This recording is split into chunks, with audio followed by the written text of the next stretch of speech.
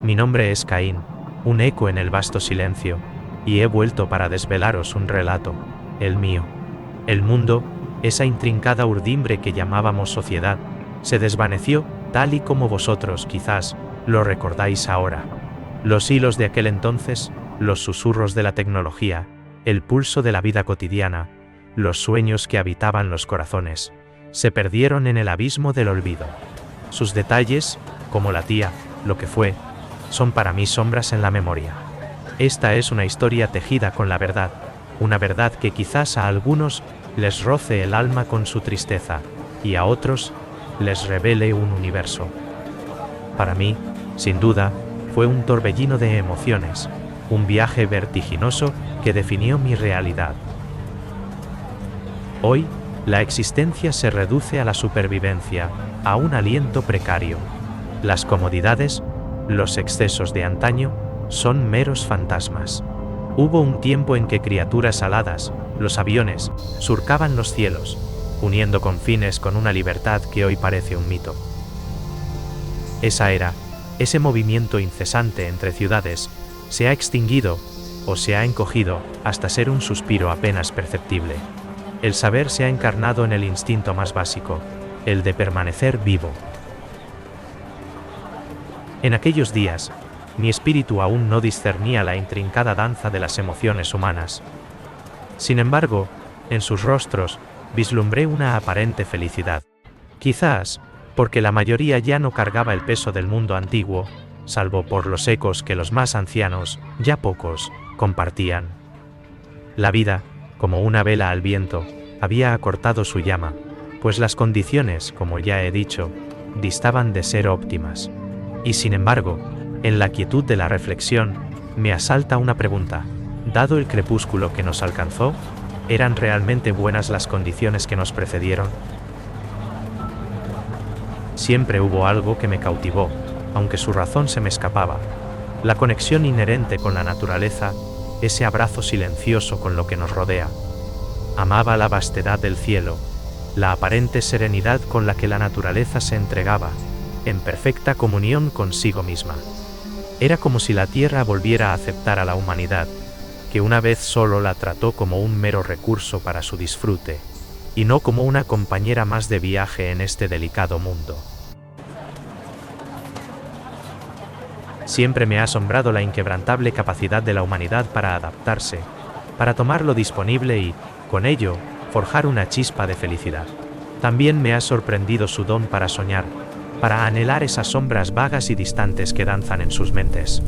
Y esto, paradójicamente, me ha colmado de una profunda tristeza, pues veo cómo esas imágenes, y el deseo ardiente de darles forma clara y hacerlas realidad, corrompían sus almas, transformando sus sentimientos y volviéndolos, en esencia, egoístas con el entorno que los sustentaba.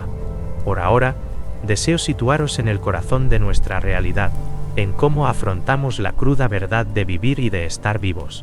Hasta aquí, a grandes rasgos, se puede vislumbrar la esencia de nuestra sociedad, pero la humanidad estaba quizás más fragmentada que nunca. Para ser claros, podría decir que el mundo, la humanidad misma, se dividía en tres grandes círculos.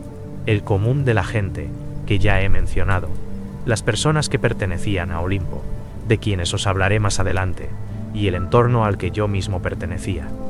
La resistencia, también conocidos como el colegio.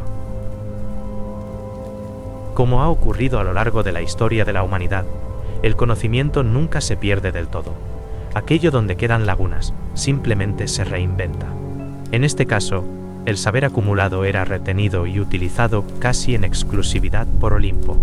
¿Y quiénes serán estos? La reestructuración de lo que en el mundo antiguo fueron las multinacionales y el desarrollo capitalista de la sociedad. En algún momento, terminaron por superar en todos los aspectos a los gobiernos, pasando a tomar no solo decisiones de marca y comercialización, controlando mercados, y por qué no, manejando el flujo de la sociedad desde las sombras. No, en algún momento adquirieron el poder legal de decidir, y la identidad de las naciones se fue desvaneciendo progresivamente. Esto escaló hasta el punto de ya no necesitar competir entre ellas, Ya no podía haber debates ni restricciones a monopolios, o juegos sucios de control de activos, o especulación. Ya no hacía falta. No todo era malo. Esto, en realidad, dio lugar a una etapa donde, dado que casi la totalidad del mercado se estandarizó, la sociedad podía disfrutar de beneficios que antes solo alcanzaba una familia de estrato medio alto. Durante un periodo, esa pobreza en grandes territorios se erradicó bastante, y gracias a los avances tecnológicos, la humanidad dejó de preocuparse por hacer o conseguir, y más bien se centró en disfrutar, en vivir. La vida era como estar bajo los efectos de drogas psicoactivas. Se preguntaban en las casas si todo aquello estaba bien. Por supuesto, pero no había motivación ni medios para intentar cambiar algo. Y además, ¿cambiarlo hacia qué? Para cuando la sociedad quiso despertar a la situación en que se encontraba, ya era tarde. Me refiero al instante en que quisieron tomar la decisión de actuar. Mucho antes de que Olimpo se alzara con tal poder, la sociedad se había vendado los ojos, optando por dejarse arrastrar. Los pocos que anhelaban actuar, que alzaban su voz, que, por así decirlo, podían vislumbrar la senda oscura que tomaba la situación, eran simplemente silenciados por la indiferencia de las masas. No fue necesario que Olimpo tomara medidas, con solo esperar, veían cómo esas almas perdían toda voluntad, todo aliento para seguir clamando por no llegar a ese mundo sombrío que presentían. De esta forma, y sin ahondar aún en más detalles, Olimpo abarcó, retuvo y manejó el conocimiento de nuestra historia a su antojo. Y fue una tarea sencilla, pues la humanidad llevaba ya un buen tiempo sustentando todas sus tareas y acciones en herramientas de inteligencia artificial, que servían de apoyo para absolutamente todo. ¿Para qué aprender? ¿Para qué especializarse en algo, si con una simple instrucción, una petición sencilla, se obtenía toda la información estructurada y presentada de la forma deseada? Y aunque es evidente lo que voy a decir, ¿a quién pertenecía toda la infraestructura, el mantenimiento, el desarrollo y la comercialización de estas herramientas? Así es, a Olimpo, o en aquel entonces, a las diversas empresas que terminarían siendo parte de él. Es así como ahora es Olimpo quien tiene en sus manos la expansión científica, industrial y tecnológica del mundo. Y si no hace con este lo que quiere con total impunidad, es porque estamos nosotros, la resistencia, el colegio, una fuerza que nació de aquellos inconformes, entusiastas y con la inquebrantable voluntad de no entregar las llaves del mundo a unos pocos.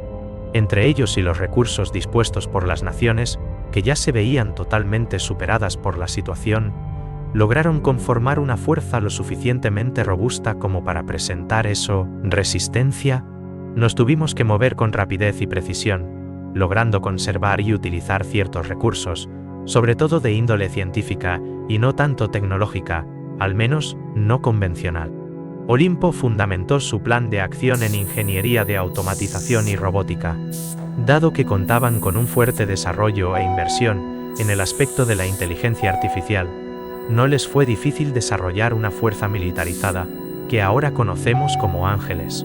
Y les llamamos así por tradición oral, ya que muchas de estas máquinas se instalaron en hogares, fábricas, establecimientos, calles, y fue entonces cuando el nivel de vida subió, más o menos lo que os contaba antes. Así que fue en este periodo donde se les llamó ángeles, en relación a que hacían el bien para la humanidad, permitiéndonos disfrutar de la vida y utilizarla como quisiéramos en general, sin estar atados por la necesidad de cumplir con la estructura capitalista. En este periodo también hubo cambios en los modelos monetarios y el flujo del capital. Sin alargar mucho esta parte, simplemente se hizo lo que se ha hecho durante mucho tiempo: adaptarse a los nuevos tiempos.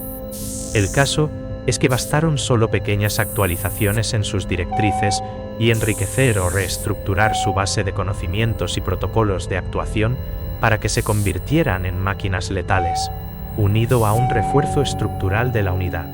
Nosotros, con los recursos que teníamos, conseguimos orientar el desarrollo hacia un avance más biotecnológico. Y se logró, a través del diseño genómico, desarrollar superhumanos, personas con altas capacidades en diferentes sectores. Poco a poco, refinando la fórmula, Actualmente los agentes de la resistencia, se podría decir, no pertenecemos a una rama natural de la evolución humana. Y si podemos seguir considerándonos humanos, es simplemente por el origen, porque lo cierto es que nuestras similitudes son tantas como las que puede tener una persona con un ángel de Olimpo, es decir, un aspecto humanoide. Cualquier aspecto que te puedas imaginar está potenciado, tanto física como mentalmente. Tanto es así, que llegó un punto, durante toda esa transformación generacional, que algunos pudieron ver y tocar la energía inherente a la existencia de algo. Para ubicaros fácilmente en lo que quiero decir, hubo un momento en donde pudimos empezar a hacer magia. La energía se convirtió en un fluido más, como el agua o como el aire. Y como todo fluido, tiene su comportamiento, sus interacciones, su mecánica de fluido. Y poco a poco, así como alguien que vive cerca del mar o practica algún deporte acuático, realiza trucos con su cuerpo para desplazar el agua de formas específicas y hacer trucos con ella, lo mismo ocurrió con nosotros. Hoy en día, esto está muy desarrollado, y ya iréis conociendo más sobre ello. Algo curioso es que para referirse a nosotros en la calle, nadie, sea niño o mayor, dice mira a esa persona. Nadie se refiere a nosotros como persona en prácticamente ningún contexto. Simplemente somos agente. Y tal vez te estés preguntando, ¿somos los buenos? ¿Trabajamos en pro del pueblo, de la sociedad? ¿Defendemos a las personas? La respuesta fácil es sí, pero todo ello de forma indirecta. La realidad es que prácticamente ninguna de nuestras directrices hace referencia a alguna de esas tareas, pero el trabajo que hacemos indirectamente resulta en eso. Lo que sí hacemos es trabajar en pro de la humanidad y el mundo, y ya luego entenderéis mejor qué significa eso, pero más o menos os podéis hacer una idea. Nuestro objetivo más directo, por supuesto, como resistencia, es intentar anular a Olimpo y recuperar el control de muchos aspectos de nuestro mundo.